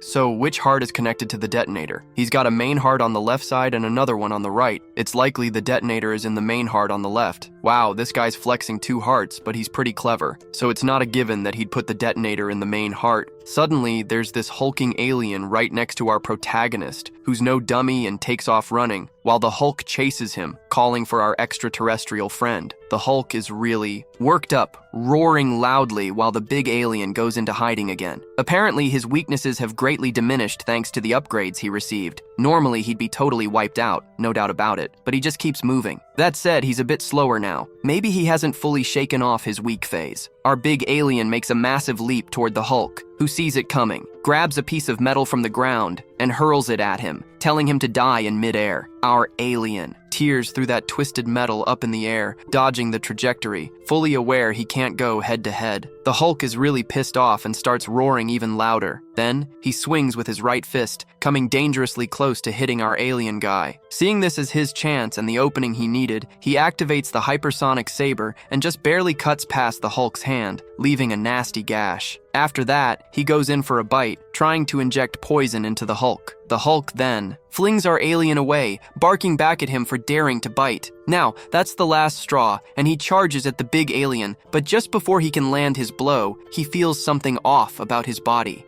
And he thinks all of this is impossible. His legs start shaking and he collapses to the ground, convinced it can't be real. That paralysis effect is so powerful, even humans can resist more than this big guy here. Now the poison must be spreading through him. Then he screams and trembles, calling for help, and our big alien starts tearing apart that bony shell the monster had with its tail. Of course, it's gotta find the detonator that's connected to the right heart. After all, the countdown starts when he takes a hard hit, and that second heart limits the effects of genetic manipulation. He's trying to take that monster down with him, knowing he'd die anyway if he got damaged. Our big alien is going to try to dismantle that detonator and take advantage of the mutant's genetic sample. Hulk thinks he's part of one of those SWAT squads, that same bomb squad. Suddenly, the foolish one shows up, and our alien, who told her to stay hidden, hears the baby saying they've got problems. I wonder what the problem is. All of a sudden, his future instincts kick in and he realizes he and the baby need to bail. If they stick around, he decides to get out of there fast with the baby. And there she is, the fiery presence ready to send both of them packing. He actually managed to escape, and now the woman is asking him where he got that. That's Eugenio's lady, and he planned to leave her for last, but she came after him instead. She's got a shiny blade sticking out of her hand, and her genes are totally mixed with Galagone Broncos and other high-level organisms. This woman is tough, plus there are dozens of visible traits, and he knows he can't beat her in his current state. He needs to level up, right?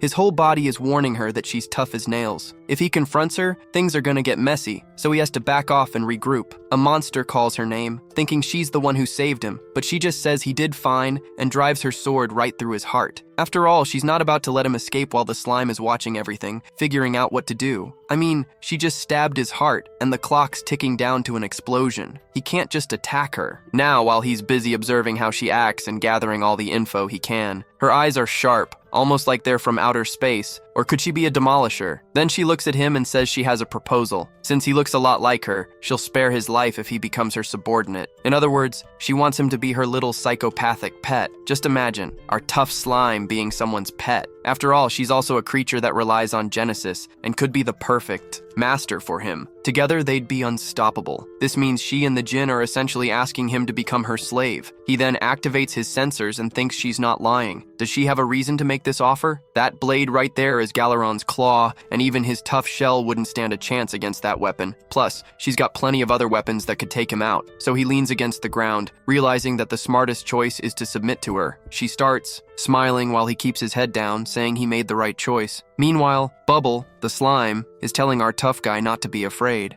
Because he's there, ma'am, and Jin doesn't know why he chooses the Amorph. Even if everyone thinks this character is weak, the reason is pretty simple: freedom of choice. He picks what he wants to do, and he can grow and get stronger infinitely. That's why he likes the Amorph, and that's the only choice he has. Then he said a few words to the baby as she reached out to pet him. Suddenly, she feels a premonition, and he shoots poison from some roots nearby and jumps away. So that's his choice. He wants to play a little longer. She then charges at him with that weapon, throwing several strikes his way, and he just runs off, leaving our big lion behind. I think that guy is still completely dead, way stronger than he is. He's the worst of all since he became an Amorph, but he's fought many unique enemies before and always come out on top. He's going to teach her a valuable lesson. After all, fighting isn't just about strength. There are plenty of strategies he can use. Meanwhile, a lion I knew wasn't dead starts cursing everyone out and gets up to walk. After all, that woman dared to betray him. He's going to deal with her, and before that, make her beg for her life. The device is now destroyed, so he has to make it to the engine room in 10 minutes or he's a goner. That can't happen, so he's crawling. This guy's tough after all. He's El Shindrava. In the meantime, he's still running from that woman, and our slime asks him if his legs hurt.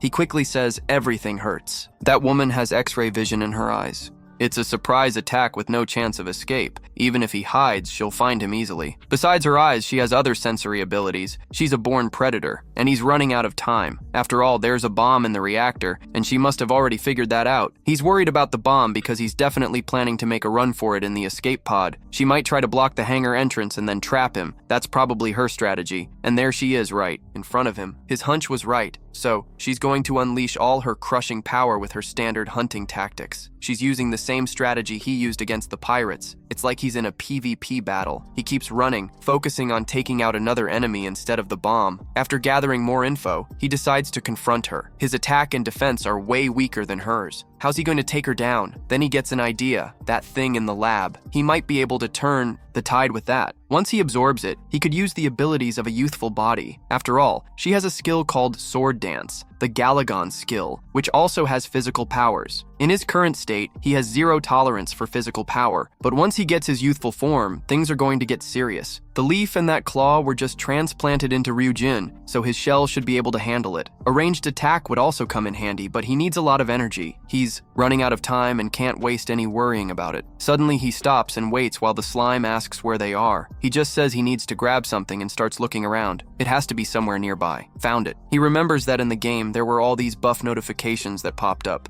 When he got something like, what's it going to be like for him in real life now? He then decides to check out the slime, so he tells it to stop, but he doesn't know why that slime is acting like this. It doesn't say anything. He keeps opening that stuff and suddenly he just goes all in, relentless, super pissed off, and he starts roaring. His whole body begins to creak, his veins are bulging, and he breaks the container, feeling a massive pain and yelling a ton. He thinks he can't pass out. There, not even for a second, giving off a terrifying vibe. Now he has an even thicker shell and his tail has changed too. He's picked up more abilities. The slime starts bouncing around happily. The baby got bigger. It worked. Now he's all pumped up. Aggressive metamorphosis. Special, spatial, unclassified, temporary juvenile status. The first evolution went off without a hitch. Now he's got physical features. Wings, a chitin shell, regenerative power, fusion, paralyzing poison, wing fusion, temporary monstrous skeleton, enhanced leg strength, tentacle mimicry, blades, an organ that releases acidic blood, a temporary bony spike launcher, and also some kind of physical enhancement. He's had a few more changes in his traits. His skeleton has been completely reinforced and improved. Now he has these magnificent horns that he should be able to use to impale enemies. He also has a spike launching organ in his hands, if we can even call them hands, with a strength that rivals plasma, guns. He can even coat them in poison, and his shell is as tough and well protected as if it were a shield against physical attacks. With all this, he should be able to defend himself against that Galagon's claw. He also needs to check the time limit, since that Selene effect doesn't last long.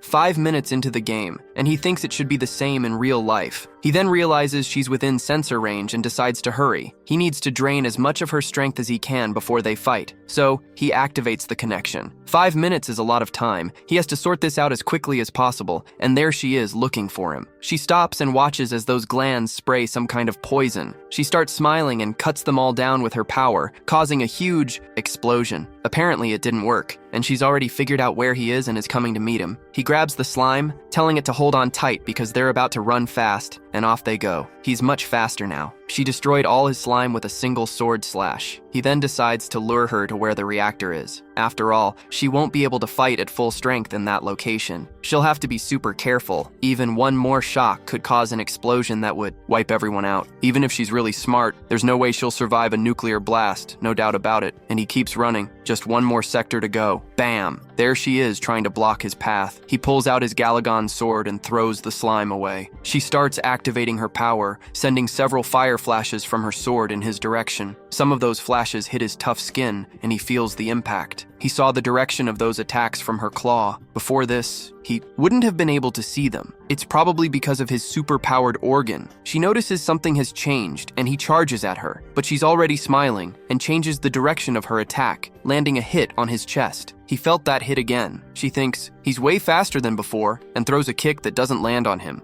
He dodges and then strikes at her with his hand. She evades, saying that won't be enough. He then grabs her with his tail and starts squeezing, immediately following up with his arm. She defends with another spear in her other hand, thinking this monster is pretty strong, huh? It even worries her for her safety. But now she starts to unleash even more power and manages to break free from the monster's tail. Now she has red hair, a new form. This is insane. She then cuts off the monster's tail, thinking that one of its traits is now gone. She notes that he's trying to gain some distance. After all, he knows about the red mist. He's really clever and intriguing. While he thinks she's not an easy opponent, that red mist is a predator's fog that lingers on forest-type planets, emanating a threatening hormone that causes hallucinations in its prey. If she also has some fog-based powers, he won't stand a chance against her. Under the fog's effect, he can't panic. He needs to stay calm and wait for an opportunity. She then starts laughing a lot, saying this is going to be way more fun. As he charges at her again, she defends against the strike and finds an opening at his chest. But before she can land her finishing blow, he shifts his arm a bit to the left and hits her in the head. Now he's got her even angrier, and she begins to exude more mist really close to him. He dodges back a little, trying to put some distance between them, launching more strikes at her, which she deflects easily. Now he understands what's happening with her. She's using some abilities to take on those players, but unlike them, she has a critical weakness. Her weakness is that she can't use two abilities at the same time.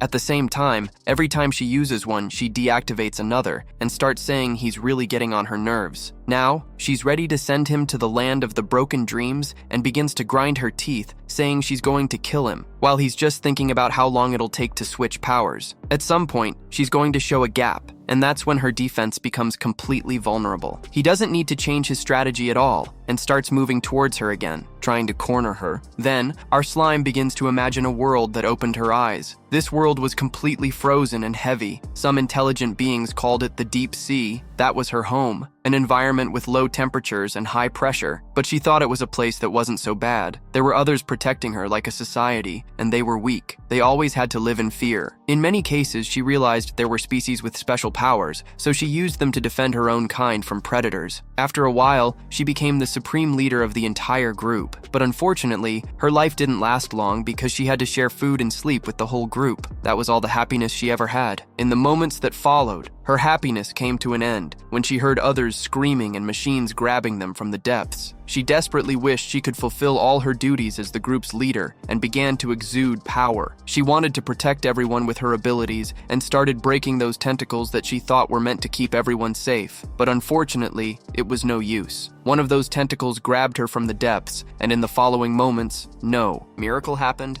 She was exhausted, poor thing, and after several long years, the group's leader had failed to fulfill her duty and found herself trapped in a stinky, liquid prison. She watched as those miserable creatures killed her friends. Then, suddenly, she remembered that a person with a fuzzy animal in front of her had named her number 26. There was no one else of her kind left in the prison. It was just her, at the bottom of hell. She prayed and prayed for someone to see her and save her from all the torture happening there every day. She was willing to sacrifice her own life to protect others. Meanwhile, our protagonist was on the run from that woman, Ryo Jin, and was exhaling more and more dangerous mist, as if she was starting to get tired from it. He was running, launching spores at her, but she just defended herself, saying those tricks were useless. But he was just trying to buy time. Then, he used his tail again and managed to find a gap, but she narrowly dodged it and cut his tail again. This time the tail was oozing acidic blood, along with all the air completely covering her in slime. Then she landed a punch right on the hand of our big monster. He knew she had some defensive skills, but he had no idea she had the skin of the goblin Volfran, a super alloy skin. So, she punched him hard in the ribs and started throwing several punches. The impacts were so powerful they came in and out at the same speed, while she yelled that he couldn't have a pet that bit, its own owner. He had to learn a lesson first. He started feeling those hits with the same intensity as a rifle going in and out, and that wouldn't be enough to take him down. Those blows were so strong they were pushing him back. He manages to grab her with his arms and lifts her up, thinking she's super heavy while she's trying to break free from his grip. He believes her skin is made of some advanced materials, as tough as a high-tech, powerful protective suit. But she increases her weight. He still has a chance and slams her against the wall with all his might. Now she starts cursing him out like crazy, extremely pissed off, and releases her mist again, which is not good at all. He steps back, and she activates her power, fire flashing toward him. Several of those attacks connect, and he thinks it's almost there. This is his chance. He charges at her, but his head slams right into the wall while she tells him he missed. In the next moment, she stops smiling, and he looks at her. He didn't miss. From the get-go, she wasn't his target. A hole opens up and starts sucking them both out of the ship. She uses her claw on the floor to try to get more grip and not get pulled back. While he's frozen there, he thinks he's always waited for this moment, while she insists she's not going to die here. She refuses, clinging to her hopes with all her strength, powering up even more. Now she understands what he's doing. He's trying to force her to activate two abilities at once, pushing her to her limits and right to the brink of death. He starts firing spores at her, thinking he'll take her out before she drifts into space and absorb all her genius. The spores hit her, but she feels nothing, while at the back, the goo is telling her to leave her baby alone and is shooting lightning into her head. Now those spores are in trouble.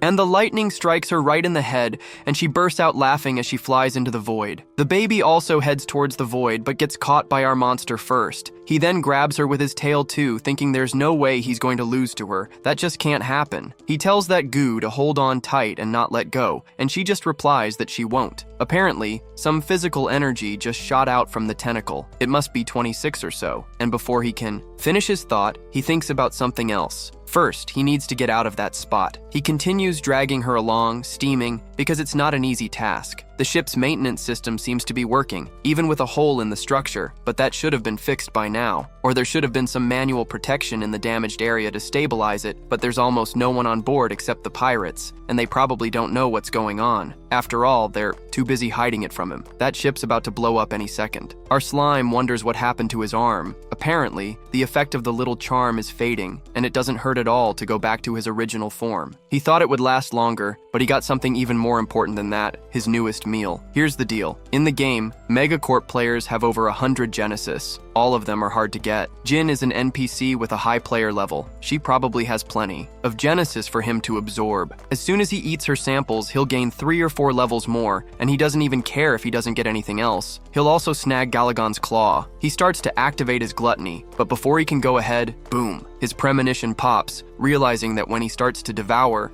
it's all about to blow up over there, a total bomb. There's only about 5 minutes for her to activate, and that's not going to be enough to disarm that bomb. So he decides to bail on the ship and needs to escape as fast as he can. He starts running through the tubes as quickly as possible, but it's going to take more than 5 minutes to cross the hall and reach the escape pod. There's no way he's going to make it in time. Determined, he grabs something to speed himself up. His brilliant idea? Using the plasma gun. He starts charging the plasma and cranks it to maximum power. It's charging up 30%, 70%, 100%, and it opens up a gap, kind of a shortcut to get to where he needs to be. He gets sucked in there fast. On the way, he spots something, grabs it, and outside the ship, he thinks he's not too far from the escape route. He tosses the gun into the vacuum of space while the big slime finds it all pretty entertaining. Now he can see one of the escape pods is open. Someone was trying to get in there. He starts going in, thinking at least he won't have to break down the door since it's already open. He tells our slime to hold on while the predator, this big lion, thinks back to a minute ago when he thought he was dead, but now he's totally in deep trouble. His senses are back, but the sight of his hearts being ripped out leaves his body in complete chaos, and he almost triggered the bomb while trying to disarm it. There's no way he's letting those monsters get away, so he decides to reprogram the bomb to blow up in 10 minutes. By then, he'll be long gone from this place. Those monsters are going to be turned to dust, all of them. Then he notices it's super quiet around. Maybe one of them has bit the dust. Even if one is still alive, it's still a threat to his life. Suddenly, he spots the ship's captain, and the captain realizes that he's looking at a pirate. Captain Samuel already knows that this monster is the same one Menael mentioned. He had been hiding because he couldn't abandon the ship, so he showed up thinking he was safe. But nope, don't come any closer. He whips out his pistol, aiming it at the monster's belly, threatening that if it moves, he'll shoot with that plasma gun, which is shaking like crazy. But our tough guy there chimes in that the safety's on. He should turn that off before pulling the trigger. The guy stares at the gun, trying to figure out what the safety is, and falls for the lion's strategy, getting tossed aside, now totally disarmed and looking like a complete fool. But he did manage to scare the lion for a second. He starts babbling about how a plasma gun doesn't even have a safety, and if he just had a little more time, he'd do all right. The commander is already begging for mercy. After all, he'd do anything to save his life. He's just thinking about sending the ship's commander off, and he's ready to pull the trigger. Suddenly, it explodes, leaving nothing but a wreckage. He thinks he won, right? That whole ship blew up in the depths of the universe, while our monster was already far away, chilling with his slime. Oh, the slime. They're both totally fine. He just fainted. The impact wasn't hard enough to hurt him, so he'll be waking up soon. Our Edison continues to gaze at that destroyed ship floating in space. Unfortunately, the place he was born is no longer there, and it's time for him to find another research ship to dive deeper into his knowledge and evolution. He then grabs a bottle of wine, noticing that someone had a drink in there, and it really annoys him. Deciding to check the footage from the escape pod's internal cameras, he tosses the bottle over there and starts watching the videos. So that guy is the captain, and the dude who was alive had been hiding out there while drinking. Apparently he was waiting for things to chill out and should have realized it was a bit quieter. Then he came out to see what was going on. He was hoping one of his soldiers would take out our alien or that some ship nearby would come to rescue him. That means the problem isn't his. Just delete the video, gone completely, and then switch the navigation mode to standby, showing the default. Destination settings. Where's our big guy headed? Then we see the Space Exchange Center, a space column drifting through the cosmos, a spot where players from all over gather to trade. He also hunted down some players there and collected their genetic essences. After doing that, people in the gaming community started calling him amorphous, nerdy, and cowardly since that was a safe zone. But that's really all he needed to do. After all, amorphous beings are meant to evolve. So he starts redirecting course and changes to the space trade destination, activating the escape ship's thrusters, which soon goes into autopilot and calculates an arrival time of just 2.5 hours. That's a column with various species, a perfect spot to gather more resources. Then he starts walking, thinking that little guy there looks like some kind of sea demon since they resemble the form they have in their habitat. The only difference is that they're not even hostile, maybe because they're of the same species. Those sea demons have a super strong trait called fear of the deep sea. This makes people close to their range extremely disturbed, almost like a red mist hallucination, but he activates it passively and with a much wider reach. It's almost as rare as facing the Galagon claw. Then he thinks about grabbing that genius. For him, maybe this is his chance. After all, that creature is going to die in its sleep, but then he decides against it. Even if he devours that guinea pig, 26 doesn't guarantee that the predator effect will turn off. Besides, that's the closest thing he has to a friend, and maybe it'll be useful to him. That's why he helped number 26 until his life was in danger. So he decides to just keep Keep an eye on that monstrous woman over there, and now it's time to eat that carcass he worked so hard for. This is the moment he's been waiting for, the moment to dig into this body. He pulls it in and resumes his meal. With the first bite, he feels an explosion of flavors and thinks this is the best meal he could have ever made in his whole monster life. With each bite, the meat gets a little tastier. He thought the Ryojin would be the same, but he was wrong. It's just him and number 26 inside that ship, and no one is going to interrupt his amazing meal. Then his system quickly detects a predator effect, X-ray vision, and asks if he wants to apply it, yes or no. He also acquired the camouflage skin, 3 consecutive effects, the biological properties of himself, the Ryojin, and the Galagon Claw. A little further away, on the Star Union planet, Jack-01 now sees a robot cat observing some cybernetically modified people. They seem to be soldiers who are greeting the great commander Chewbacca. That guy is the father of all cyborgs. He manages most of the cyborgs with tremendous skill and glory.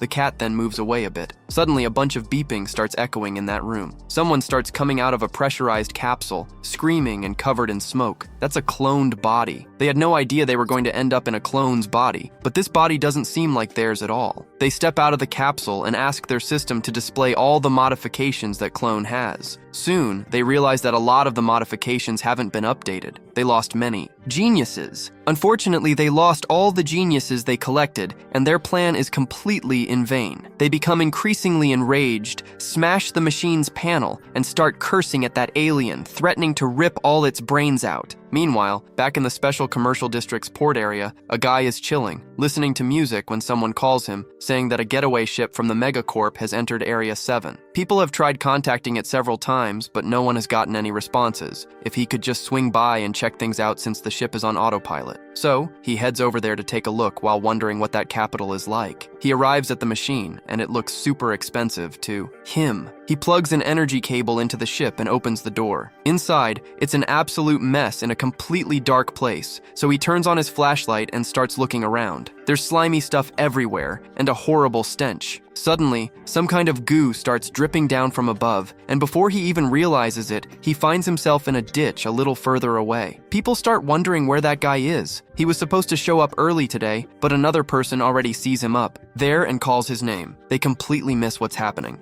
There's a really strange smell coming off that guy. He then turns around with a pretty creepy look. He doesn't seem like himself. But the other guy tells him to chill out. After all, he's been working late for several days in a row trying to buy a house. The carpenter then leaves, saying he told his boss he'd be out early today. The guys already know that's a lie, while the other one suggests that maybe he's lost all the money he made or something like that. He looks pretty stressed out. Then, he keeps walking down the hall, highlighting all that family pressure, and suddenly he transforms back into his original form, along with number 26. Now he's got this new, totally efficient feature that lets him walk around completely camouflaged. You guys know that feature? Even the best hackers have no idea it's fusion. He managed to merge the camouflage ability with the skin he got from Ryujin. Boom. Now he can take on any form of the victims he's consumed before, and he can also emit a pheromone that messes with the senses of other creatures nearby, making them see him as a potential victim, like a wolf in sheep's clothing. But even so, it's not all advantages. There are plenty of downsides too. Those pheromones don't work with cameras and mirrors, so his true form can be revealed if he's caught by one. He also really stirs up some weird feelings in the people around him, raising suspicion, but it's still something he can use. He also got Galagon's Claw, which was the one he wanted the most, and X-ray vision. After that, he'll be able to achieve a new fusion and break through all his previous limits. He also experienced a mutation in his monster tentacles, those tentacles on his head.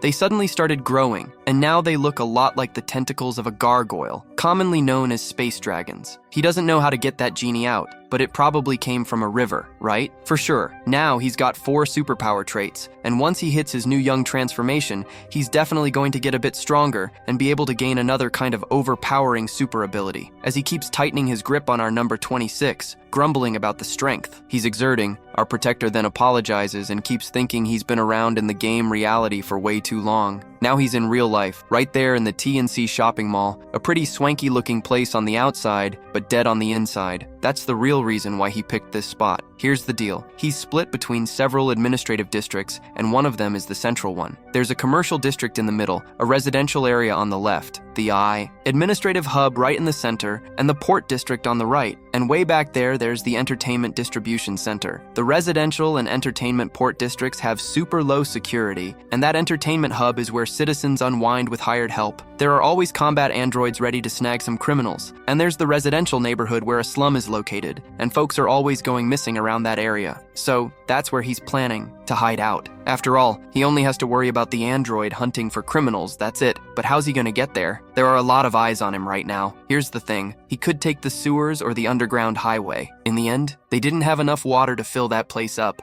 In the space, and maybe that sewer over there is packed with people working on keeping the sewers in check. If this were a game, he'd probably just take the sewer, but since it's real life, he's likely gonna hop on the subway. So he keeps walking through the streets of that slum, and suddenly he spots the passage he's been looking for. He knows all the toughest spots in that area. He pushes open the door and steps into the underground railroad, right on the edge of the port district. Before long, he'll have his nest fully stocked. A little further away, in the wildlife smuggling monitoring office at the port, the guys are struggling with the beast, trying to contain it, but it's way too strong and they need to grab the tranquilizers fast. Meanwhile, they're shouting that this guy is insane for dragging a baby mountain tracker around. He finds the cyborg, who's watching the whole ordeal unfold. The girl asks for help, but he just shrugs it off, saying his time's up, he doesn't do overtime, and wishes them good luck before bailing. Then he heads over to the entertainment district to have a little fun. There are tons of ads claiming it's the place where your fantasies come to life, a special entertainment main hall. As he wonders who to pick today, he starts browsing the catalog and spots a new addition. That one looks like his co-worker, and he's not really a fan of hers, but he decides to go for her anyway. After he's done having his fun, he starts washing his cybernetically modified hands, which are pretty filthy since he's a mess all over. He laughs a lot, saying that was the best experience he's ever had, and maybe he was a bit too tough on her. And there she is, while he figures the store owners will clean everything up just like they did last time. That's how he manages to pay. After all those services, he leaves there thinking it's time to drink. After all, it's almost bedtime. He buys some drinks and heads home, only to notice the street is pitch black and someone has broken all the street lights. So, he activates the flashlight stuck in his hands and starts lighting up the area, thinking he really needs to get out of that neighborhood as fast as possible. Suddenly, he catches a weird smell and starts feeling uneasy, deciding to walk a bit faster. Out of nowhere, a guy appears and he jumps. The guy asks where he's headed and he says he's going home. The guy then mentions how dark it is and asks, "Can I walk with you?" He tells him to tag along, and the guy thanks him. They keep walking together. Are you crazy? That dude's heading for trouble and I don't feel sorry for him one bit. The guy strolls alongside the flashlight cyborg, but then he starts feeling uneasy because the dude asked if he was a cyborg, and it bugs him a lot. Out of nowhere, his senses kick in, and he looks back to see that guy holding some kind of pink creature. He asks what that is, and recalls a co-worker saying there was a weirdo around there cutting off people's heads on sight. Who's next in line? Get out of here. Shagman, that guy starts freaking out, thinking if he doesn't do something, he'll become just another victim. Then he bolts, full speed ahead. The protagonist just watches him run and wonders why. But he knows the reason very well. It's simple. He's scared of the baby. He keeps pondering why that guy's running, especially since when he saw the number 26, his heart rate shot up like crazy. But the creature there looks pretty adorable. It's a mutant, right?